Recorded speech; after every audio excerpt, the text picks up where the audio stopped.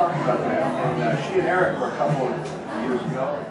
I'm overwhelmed, you know, tapped on my shoulder 5 or 6 times from people I haven't seen in forever, and that have made, you know, a great effort to be here. You know, Bug, my aunt from Virginia, my friend John, or Hopper, as I like to call him, from Miami, and then Bro coming in from New York. It's just, it really is overwhelming, and you know, I can't thank them enough. You know, this represents so many things for me personally. You know, just, it's more than me wanting to create just a good story, a good read, something to take you guys to a different place for a few hours. You know, that's why I read books, just to be visit places I've never visited, and become friends with characters that, you know, they don't really exist except for in people's heads. You're sick and twisted, dude. Chapter 13. And if you haven't read it yet, then you'll understand what he's talking about. But the best part of this whole project so far has been this. I look out and I see, it's almost like this is your life.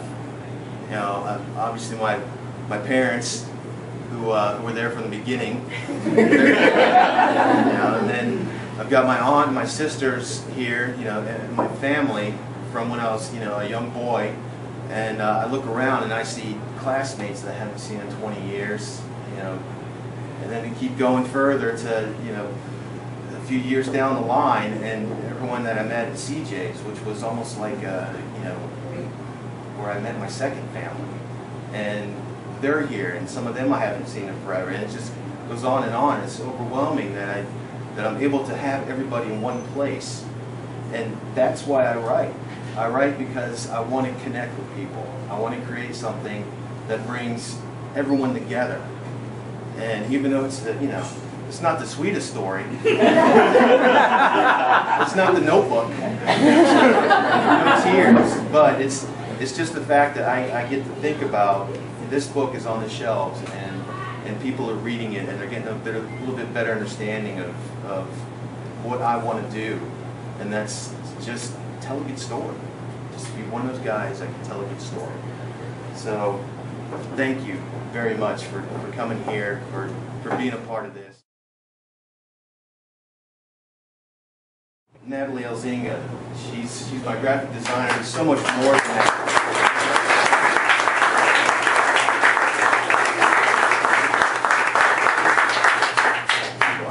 There's only one picture, and I know Z wanted a lot more pictures.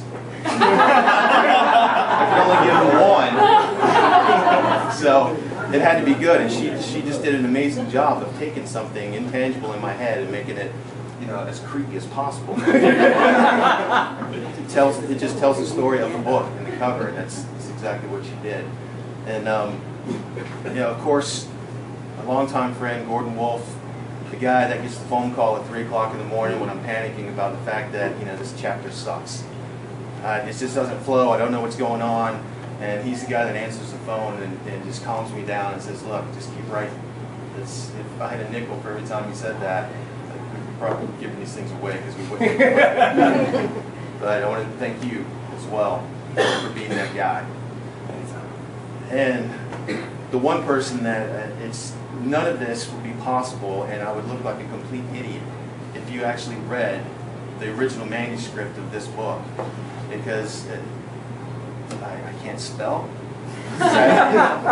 You know, my grammar's okay, but it's not great. So you have to rely on somebody that you trust and someone that you feel comfortable with as an editor, as somebody that can help you, you know, put those ideas and make it flow and keep the reader in the story. Because nothing trips up anyone faster, you know, as a reader is, you know, poor grammar, or, you know, that little thing that you don't understand, like, you know, prepositions or onomatopoeias or hyperbole, or, you know, it just goes on and on. So I found an amazing editor. I was very fortunate to find her. She graduated Old Dominion University in Virginia in English, so that helps. Court reporter. I mean, where else can you get better experience with grammar than listening to all the yahoos that are in trouble in court? And then beyond that, she now works for the attorneys at the University of Georgia, basically doing copy editing for them. Now, I'm very fortunate in the fact that she's also my sister. So I gotta say thank you to Jennifer Ziggy.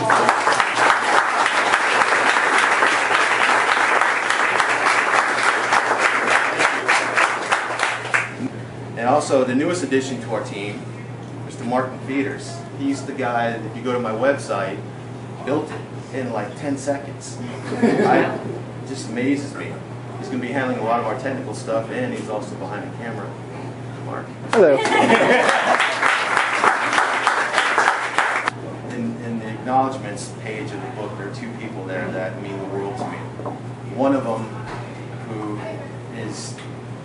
who's here, and the other one who couldn't be here, but see, now it's getting a little rough.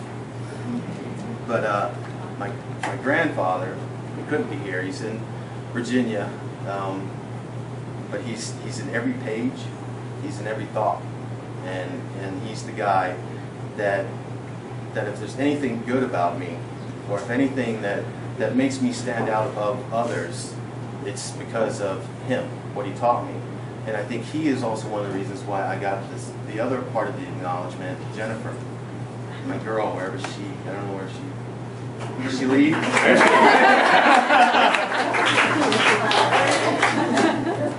Sweetie. The story of Abomination, the entire story started in her kitchen when she asked me to create a sexy, sweet, Twilight vampire story, and I wrote this. Thank you again. It's amazing.